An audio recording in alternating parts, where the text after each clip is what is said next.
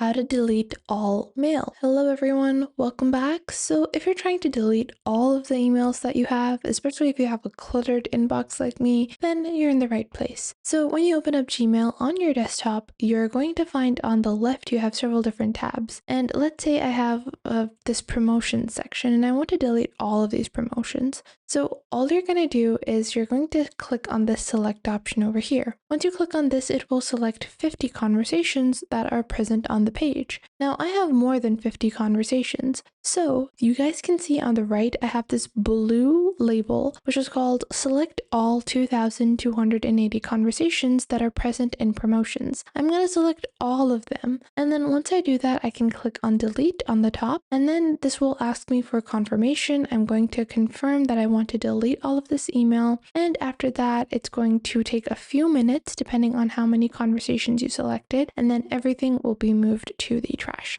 So just like so, you can delete all your extra emails on Gmail. I hope you found this helpful, and if you did, make sure to leave a like and subscribe.